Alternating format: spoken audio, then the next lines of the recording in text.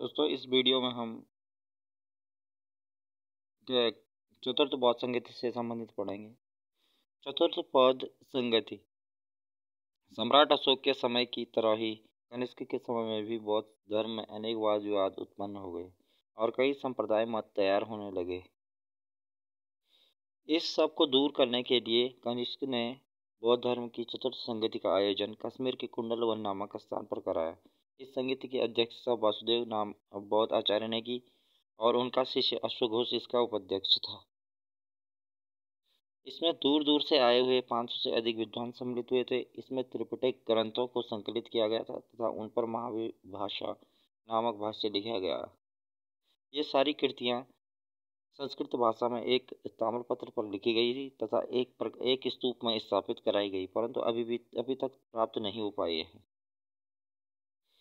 इसी बौद्ध संगति में धर्म दो भागों में विभाजित हो गया। पहला भाग हीनयान था जो कि अनिश्वरवादी था और बुद्ध को ईश्वर के रूप नहीं मानता था तथा यह मत मठों की परंपराओं का समर्थक और नीति निर्माण का अनुगामी था।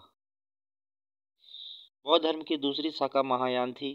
महायान संप्रदाय के लोग भगवान बुद्ध में ईश्वर का अंश देखते थे और उन्होंने बुद्ध की पूजा करना प्रारंभ कर दिया।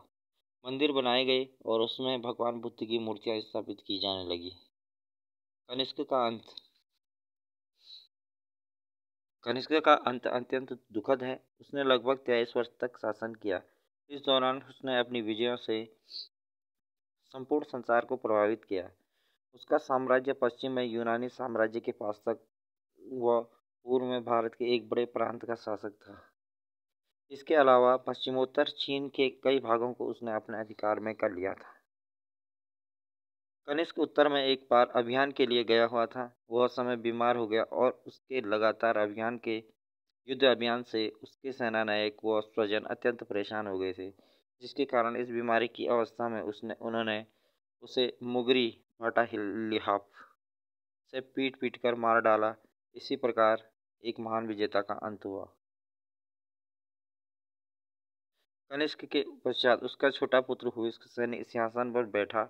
वह भी योग्य शासक था। उसने कनिष्क साम्राज्य के एक बड़े भाग को सुरक्षित रखा। हुइस्क भी कनिष्क के समान बौद्ध धर्म का अनुयायी था। उसने भी अपने राज्य में बौद्ध धर्म का प्रचार प्रसार किया।